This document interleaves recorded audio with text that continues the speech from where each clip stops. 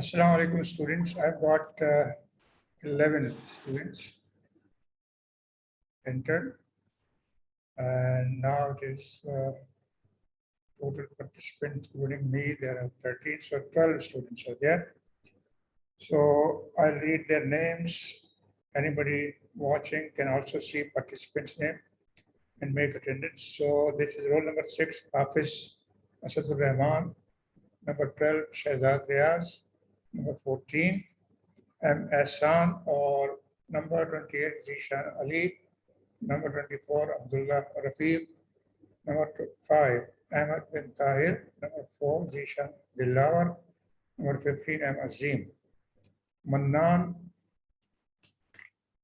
Hello, आप सुन रहे हैं मुझे? जी सर। यस सर सब सुन रहा हूं। अच्छा, मैंने ये यस सर। हाँ, मैंने हेडफोन लगा लूँ। अच्छा, अब अगर आपको वॉल्यूम ज़्यादा लग रहा है तो अपना वॉल्यूम कंट्रोल कर लें अपनी डिवाइस में। अच्छा, उसके बाद नंबर 4 है जीशान दिलावर। नंबर 15 है M G Azeem.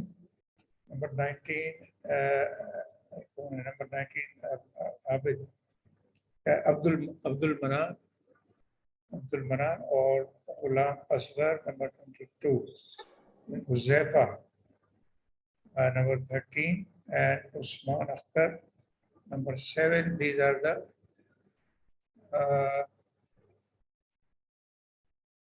students. They've joined 3 more, I think, waiting more. I'm admitting them. So after that, I'll start. Adnan Ali has come and Usman. Now we've got admitted, and they are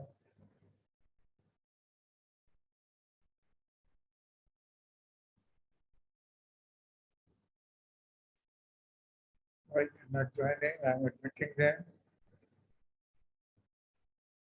3 more in waiting room. Tell them to join.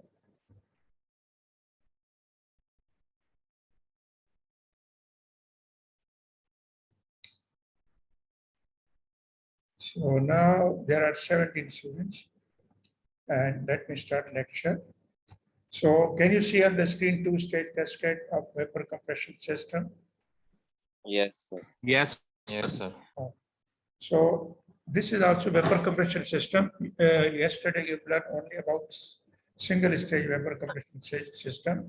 That is a simple vapor compression system. Then vapor compression system की दूसरी variety थी with heat exchanger, और vapour compression system के जो है ना ये तीसरी वैरायटी ये है कि आपने 2 मशीनों को यानी कि 2 सिंपल साइकिल्स को मिलाकर एक ट्रेन बना दी, आगे पीछे लगा के एक से दूसरे के साथ कनेक्ट कर लिया, जिस तरह ट्रेन के इंजन के साथ जो है ना वो कोचेस लगा दी जाती। तो ये एक कोच जो है ना लोअर साइकिल है, आपके लेफ्ट हैंड साइकिल पे आप देख रहे हैं कि ये सिंपल वेपर कंप्रेशन साइकिल है। इसमें एक कंप्रेसर है, कंडेंसर है, थ्रॉटलिंग डिवाइस है और इवेपोरेटर। ये लो टेम्परेचर साइकिल कहलाता है। और राइट साइड पे HT साइकिल लिखा हुआ है, तो ये हाई टेम्परेचर साइकिल, ये भी सिंपल वेपर कंप्रेशन साइकिल है।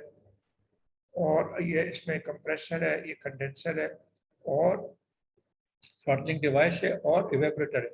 इसमें अब फर्क ये है कि आप देख रहे हैं कि ज्वाइन करने का तरीका आप देखें। ये जो लेफ्ट साइड पे ब्लू कलर का वो जो डिवाइस है वो है इवेपोरेटर। राइट साइड पे जो रेड कलर की डिवाइस है वो है कंडेंसर। ब्लू और रेड इसलिए लिखा है कि ब्लू निशानी है लो टेम्परेचर की, तो इवेपोरेटर लो टेम्परेचर पे होता है तो ब्लू कलर है, राइट साइड पर रेड है। कंडेंसर हाई टेम्परेचर पे होता है तो इसको रेड बनाते हैं। बीच में, दोनों के बीच में सेंटर में आप देख रहे हैं कि एक है, इसका नाम उन्होंने रखा है इवेपोरेटर डैश कंडेंसर, यानी ये इवेपोरेटर भी है कंडेंसर भी है। तो ये तो बड़ी अजीब बात है, लेकिन अजीब बात की कोई वो परेशानी की बात नहीं। फर्क ये है कि हमने जो लोअर साइकिल का कंडेंसर है उसकी हीट हायर टेम्परेचर साइकिल के इवेपोरेटर को देनी है, ताकि वो इस हीट को लेकर हाई टेम्परेचर कंडेंसर तक पहुंचा दें।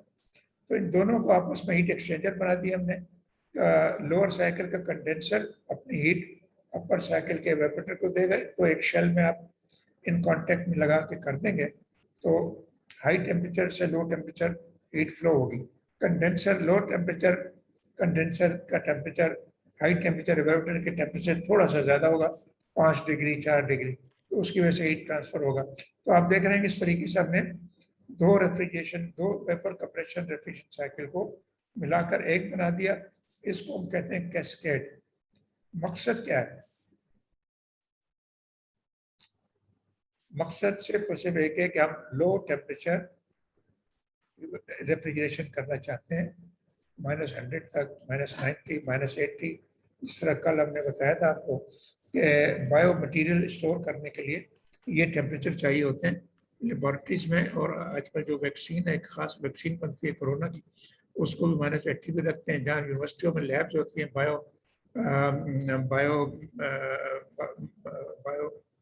बायोलॉजी की, उसमें जो इस तरह के मटेरियल रखे जाते हैं। वेटरिनरी डॉक्टर्स के पास जो है ना बायो मटेरियल होता है जो कि रिप्रोडक्शन के लिए, रिप्रोडक्शन इंसेमिनेशन के लिए, एनिमल्स को प्रेग्नेंट करने के लिए यूज होता है। वो जो है ना वो भी लो टेम्परेचर पे स्टोर होता है। उनके बाद जुगाड़ वो जब तक लैब में पड़ा हुआ है, स्टोर में पड़ा हो, तो वो इस तरह की कैस्केड मशीन में रखा होगा, वरना कहीं लेके जाना होगा साइट पे जाके, जहाँ भी कैटल फार्म है, मवेशी का जो फार्म है, उधर जाना है, तो उसके लिए वो पूरा जा रहा है कहीं, वो एक जा रहा है कहीं, वो एक कैन लेकर जाता है। कहाँ जा रहा है तू? तो पैर खा दिया। म्यूट कर, students please mute your mic, mute your mic please. Everybody is getting disturbed. You are sitting at home, somebody is talking and your mic is on. So when you want to talk, I think your other people may, the best way is just mute your mic, finish. So now, still somebody is working with mic on. Why? What is use of putting on mic? It's useless. You don't put on your mic unless you want to talk to me. While asking question, CR भाई इनको समझाओ अपनी कौम को, उनको तमीज नहीं है, इतने बड़े हो गए, कितने सेमेस्टर पढ़ लिए उन्होंने, 5वें सेमेस्टर में आ गए, 6ठे में, और उनको पता ही नहीं है कि क्लासें ऑनलाइन, के 2 साल से हम लोग ऑनलाइन क्लासें ले रहे हैं। उनको आप या प्राइमरी स्कूल के बच्चे से ज़्यादा एहतियात करते हैं। आपको पता, मेरा बच्चा प्राइमरी में पढ़ता है, मिडिल में पढ़ता है, और मुझे बात नहीं करने देता था, पापा क्लास हो रही है। तो उनको इतना सेंस है, लेकिन हमारे इंजीनियर्स को इतना सेंस नहीं है कि अम्मी डांट रही हैं या कुछ बात कर रही हैं और वो सारी दुनिया सुन रही है। अच्छा, अब ये जो है हम दोबारा अपने टॉपिक पे आते हैं। तो ये कैस्केड मशीन का एक ही मकसद है कि एक मशीन से आप लो टेम्परेचर क्रिएट नहीं कर सकते वेपर कंप्रेशन में। उसकी वजह यह है कि रेफ्रिजरेंट मुख्तलिफ किस्म के होते हैं, हाईली वोलेटाइल होते हैं, मीडियम वोलेटाइल होते हैं और हाई टेम्परेचर वाले वोलेटाइल होते हैं। हाई टेम्परेचर से मुराद -30 से लेकर -30 पे वो बॉयल होते हैं और कंडेंस होते हैं +40 +50 पे। तो वो उसकी प्रेशर रेशो मुनासिब रहती है।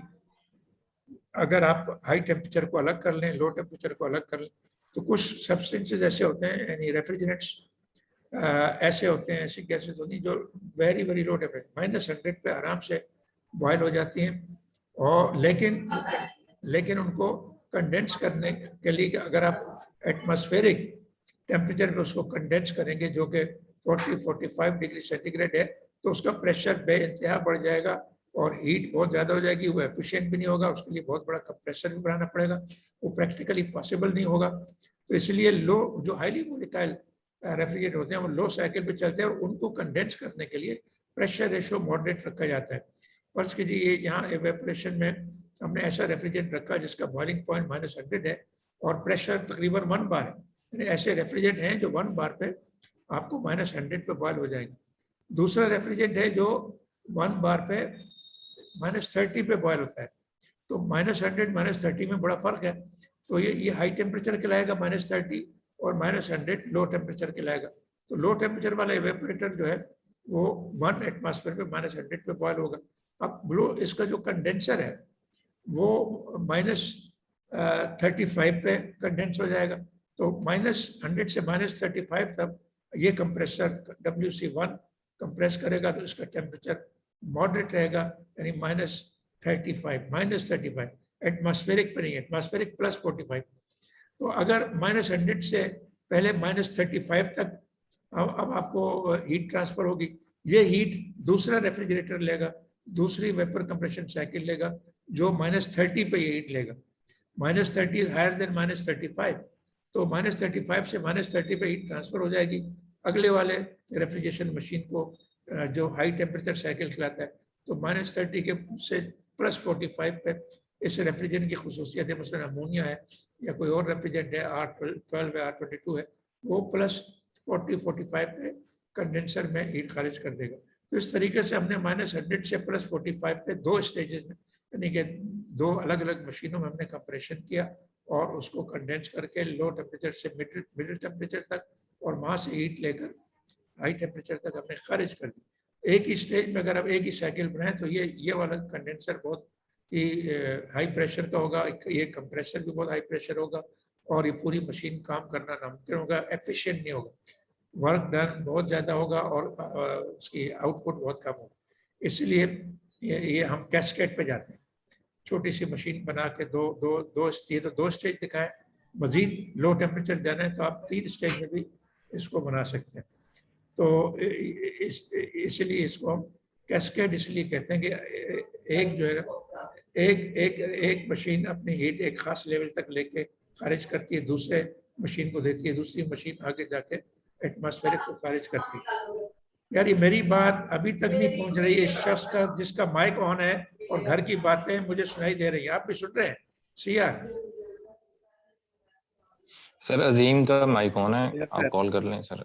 अजीम आप नहीं कर सकते? अजीम मुझे नजर नहीं आ रहा, मुझे नहीं, मैं क्लास ले रहा हूँ। अजीम ये है 15 नंबर। नहीं Yes, अगर sir. Yes sir. तो अगर वो लेक्चर सुन रहा है तो वो मेरी बात नहीं सुन रहा, उसने ऑन करके छोड़ दिया है और उसको माँ जो है ना वो अपने उसकी आवाजें आ रही है, वो मेरे ख्याल में घर में ऑन करके कहीं भाग गया है, उसको पता ही नहीं कि क्या हो रहा है।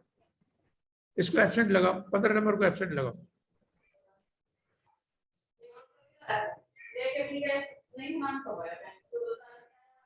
सर ऐसे करो, आप इसको रिमूव कर दें सर जी हाँ, इधर से। मैं इसको निकाल देता हूँ। जी जी सर, ऐसे करें सर। ये है ही नहीं, ये सुन ही नहीं रहा। अगर सुन रहा होता तो अब तक कर चुका होता है। तो इसका नंबर ढूंढने मेरा वक्त जाया हो रहा है। जी जी सर, इधर से रिमूव कर दें।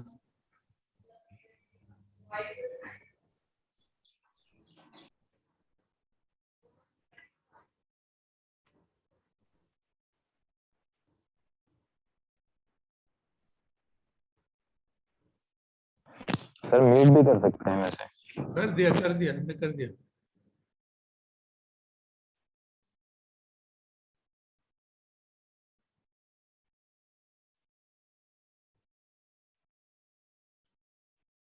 अच्छा, ये मौजूद ही नहीं है। अगर मौजूद होता तो मेरी बात सुन रहा होता जिस तरह आप सुन रहे हैं और ये काम कर चुका होता जो मैं कह रहा हूँ। ऑफलाइन का ये इसलिए मैं कहता हूँ कि आप लोग वीडियो ऑन करें, सारे लोग वीडियो अपनी अपनी वीडियो ऑन करें। और सियार मैं नहीं देखूंगा, आप वीडियो पे सबकी शक्लें देखें वो मौजूद है कि नहीं, ठीक है? जो वीडियो ऑन नहीं करता उनसे कहेंगे हम उसको मेरी बात सुन रहे हैं तो वो एब्सेंट लगा देंगे, ठीक है? तमाम स्टूडेंट वीडियो ऑन करें अगर वो अटेंडेंस लगाना चाहते हैं।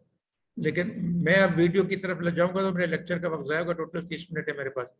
तो सीआर आप अपनी डिवाइस पे तमाम की शक्लें देखें और जो हाजिर है उसको हाजिर करें, वीडियो ऑन है उसको हाजिर करें, वीडियो ऑन नहीं कर रहा उसको एब्सेंट कर दें।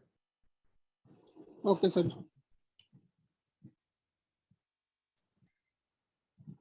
लोग यार इंजीनियर, अल्लाह माफ करे, ऐसे लोगों को इंजीनियर बनने नहीं चाहिए। अल्लाह ऐसे लोगों को नाकाम करे, फेल करे कि ये कौम के लीडर बनेंगे, आगे जाकर कौम का सत्यानाश करेंगे। जो टीचर को धोखा दे रहे हैं, अपनी फायदा उनका हो रहा है, क्लास उनकी हो रही है, सीखना उनको है, और धोखा दे रहे हैं कि चलो जी वीडियो यानी कि इन होके खुद भाग जाओ और माइक भी ऑन कर दो, टीचर को भी नहीं सुनो और माँ की आवाजें आ रही है।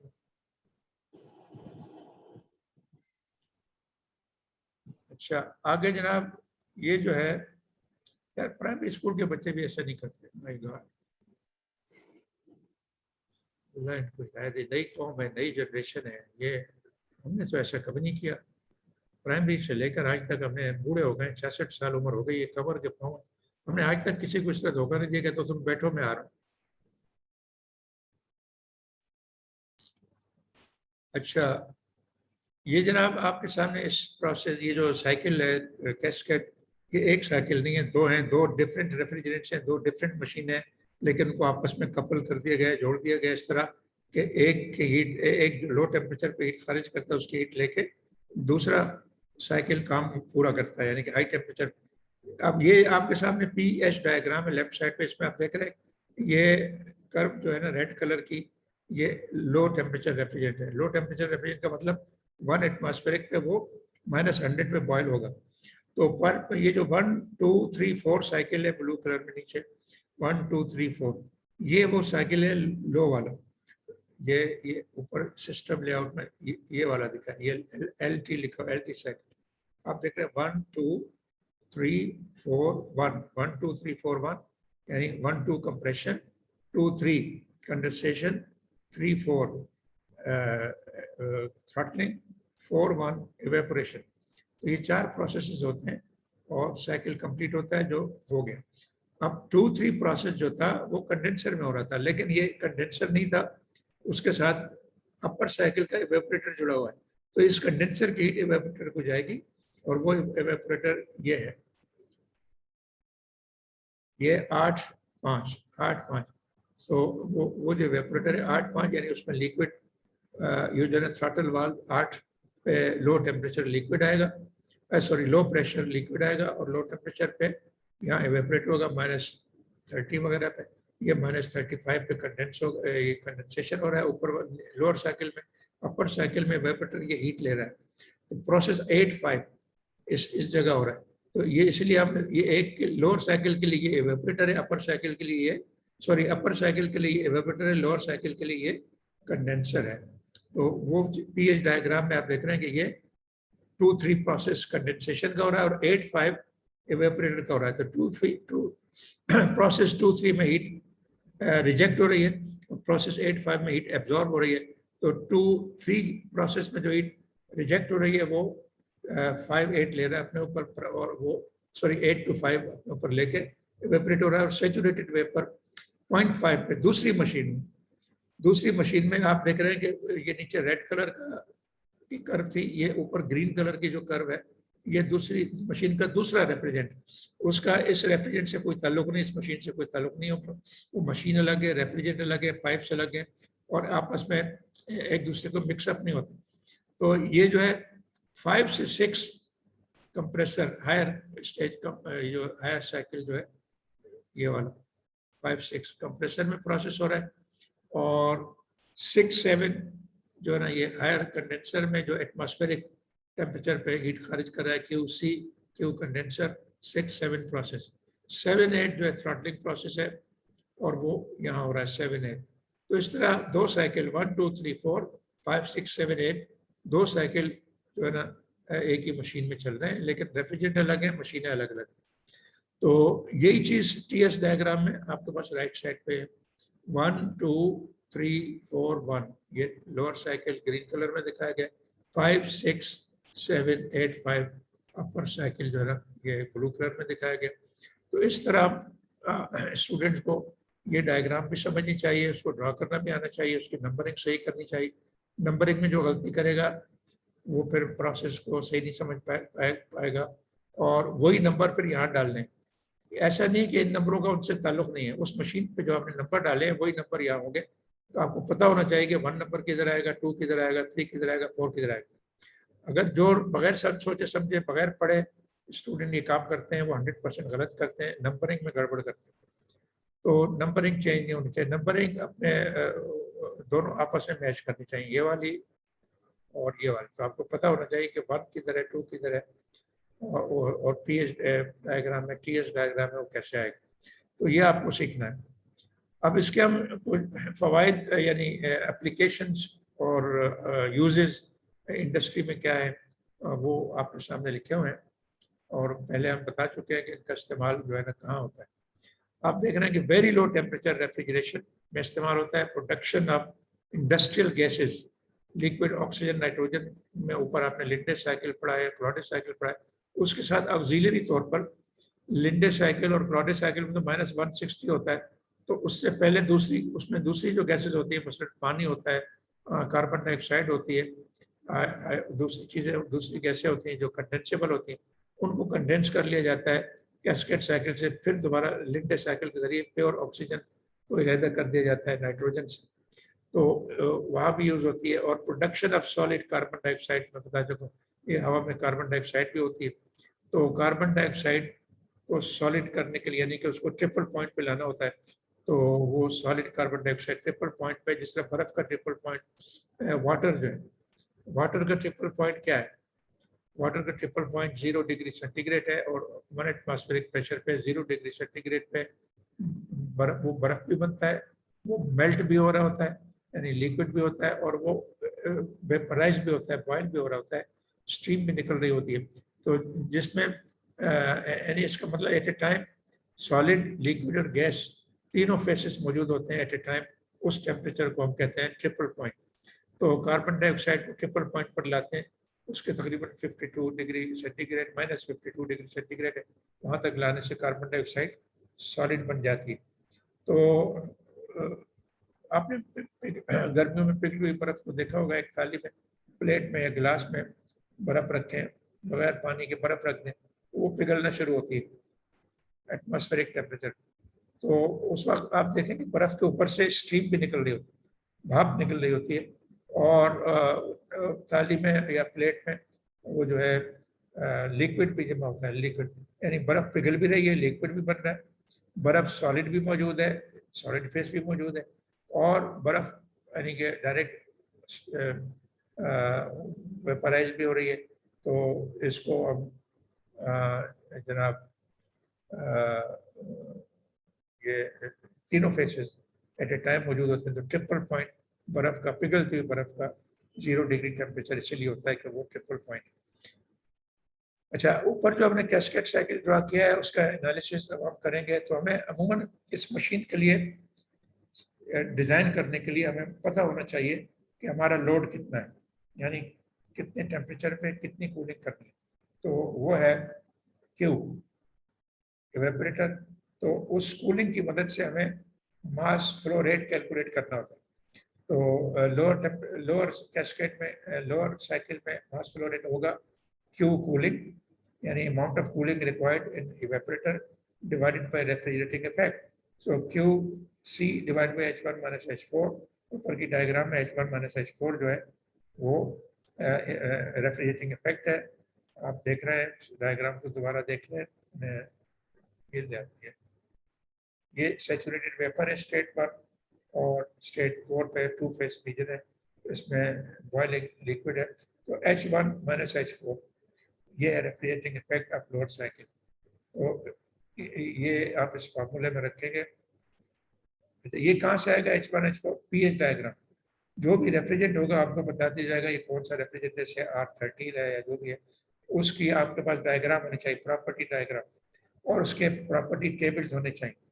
प्रॉपर्टी डायग्राम, प्रॉपर्टी टेबल के बगैर कोई प्रॉब्लम रेफ्रिजरेशन का या थर्मोडायनेमिक्स का सॉल्व नहीं हो सकता। तो Q C divide by H1 minus H4 kg पर सेकेंड, तो मास फ्लो रेट आ गया। इसी तरह अपर साइकिल का मास फ्लो रेट हम इस फॉर्मूले से निकालेंगे, वो हम हीट बैलेंस करेंगे। आपको बताया कि एक जगह दोनों ऑपरेटर्स को ज्वाइन किया जाता है, जिसको इवेपोरेटर कंडेंसर कहते हैं, कि एक तरफ कंडेंसर है, दूसरी तरफ इवेपोरेटर। तो जो कंडेंसर है उसमें उसका हीट रिजेक्शन ये होगा M1 H2 माइनस H3, और जो इवेपोरेटर है अपर साइकिल का, वो उसका मास फ्लो रेट ये होगा M2 H5 माइनस H8। दोबारा वो देख लिए नंबर्स का मैच करना बहुत जरूरी है, वो सही होंगे तो सवाल सही सॉल्व होगा, वरना गलती होगी। इस डायग्राम के मुताबिक नंबर होंगे, ये देख रहे हैं, ये है, ये 2 3, तो H2 माइनस H3, और ये रहा 8 5, सो H5 माइनस H8, तो ये दोनों आपस में बराबर होंगे। तो एक में मास फ्लो रेट M1 है, दूसरे में M2 है, तो उसी से आपने M1 को मल्टीप्लाई कर दिया, इसको आपने M2 से मल्टीप्लाई कर दिया, आपका रिक्वायर्ड ये क्वांटिटी M1 हमने पहले मालूम कर लिया, H5 माइनस H8 ये आपको पीएच डायग्राम से, प्रॉपर्टी टेबल से और प्रॉपर्टी चार्ट जिसको पीएच डायग्राम कहते हैं उस रेफ्रिजरेंट की हासिल होगी। ये रेफ्रिजरेंट अलग है, राइट साइड वाला लेफ्ट साइड वाला अलग है। तो यहाँ से M2 हम निकाल के इधर ही रहने देंगे, बाकी क्रॉस मल्टीप्लाई करेंगे तो you will get this formula. तो इस फार्मूले की मदद से आप kg पर सेकेंड, आपने M1 भी मालूम कर लिया, M2 भी कर लिया। अब work done in the cascade machine is work done in two compressor. There are two compressor, lower cycle का compressor भी, upper cycle. Cooling एक ही जगह हो रही है, यानी evaporator एक ही है, ये रहा, और compressor दो है, क्योंकि दो अलग अलग साइकिल है। तो एक काम यहाँ हुआ, WC1 एनर्जी इनपुट इधर हुआ, दूसरी एनर्जी इनपुट WC2 इधर हुआ। तो इन दोनों को जमा करेंगे तो ये total work done is equal to M1 H2 minus H1 plus M2 H6 minus H5. So this is how total work done calculated. तो हमारा असल मकसद कैलकुलेशन का COP यानी परफॉर्मेंस भी करना होता है। तो कैस्केड का COP Q cooling divide by total work done in compressor 1 and compressor 2 which is in front of you. So this is how we do thermal analysis of cascade machine. तो इसके साथ ही हमारा टाइम जो है ख़त्म होने को है, और ये जो आगे जो टॉपिक है रिवर्स कार्बन साइकिल। तो जिस तरह हमने थर्मोडायनेमिक्स में पढ़ा था रेनकाइंड साइकिल के साथ कार्नो पावर साइकिल, रेनकाइंड साइकिल में स्टीम यूज होती है, वाटर यूज होता है, एक्चुअल फ्लूइड यूज होता है जो कि रियल है। लेकिन एक होता है आइडियल साइकिल जिसमें कोई वर्किंग फ्लूइड नहीं होता। आइडियल वर्किंग फ्लूइड होता है और उसके लिए हमें फेस की जरूरत नहीं, यानी कि वो लिक्विड है, गैस है या वेपर है, इसकी परेशानी हमें नहीं होती। क्यों? तो वो एक आइडियल सब्सटेंस है जो अपने ऊपर हीट ले लेता है और हीट रिजेक्ट करता है। तो उसमें सारे प्रोसेसेस चूँकि हम एज्यूम करते हैं कि कंप्रेशन ये जो है कंप्रेशन रेनकाइंड की अगर बात करें तो सारे प्रोसेस अंदर हीट ट्रांसफर कांस्टेंट टेम्परेचर पे होगा और हीट रिजेक्शन भी कांस्टेंट टेम्परेचर और प्रेशर पे होगा, और heat work done in the turbine वो आइसेंट्रोपिक होगा, और work done in pump also isentropic होगा। तो ये चार एजम्पशन की वजह से हम ये जो रेनकाइंड साइकिल ड्रा करते हैं पावर साइकिल, तो वो परफेक्ट रेक्टेंगल बनता है TS डायग्राम। उससे हम टरबाइन का work net work output of the cycle calculate कर लेते हैं। इसी तरह उसका उलट जो है रिवर्स साइकिल वो देना वो कार्नो रेफ्रिजरेशन साइकिल होगा, इसको हम बाद में पढ़ेंगे। इसमें कंप्रेसर है और वो कंडेंसर है, टरबाइन है और इवेपोरेटर। तो यानी कि इवेपोरेटर हम नहीं कहेंगे और कंडेंसर भी हम नहीं कहेंगे, हम क्या कहेंगे? कार्नो साइकिल चूंकि आइडियल है, उसमें ना कोई इवेपोरेशन होता है ना कंडेंसेशन होती है, ना कोई वेपर होता है ना गैस होती है। एक आइडियल चीज़ होती है जो हीट ले लेती है अपने ऊपर और हीट रिजेक्ट करती है। तो जो हीट लेती है उसको हीट सोर्स कहते हैं, और जहाँ हीट रिजेक्ट की जाती है उसको हीट सिंक कहते हैं। तो हीट सिंक एटमॉस्फेरिक एयर होती है और हीट सोर्स वो रूम होता है जहाँ हमें कूलिंग करनी होती है। तो हीट सोर्स और हीट सिंक से हीट इन और हीट सोर्स से हीट इन होती है और सिंक पे हीट खारिज होती है। तो वक्त ख़त्म हो जाता है, तो इसके साथ ही मैं आपको मीटिंग ख़त्म करता हूँ। तो ख़त्म करने से पहले दूसरी मीटिंग के लिए आज भी हम मेरे ख्याल में 2:30 बजे का टाइम रख लेते हैं, ठीक है?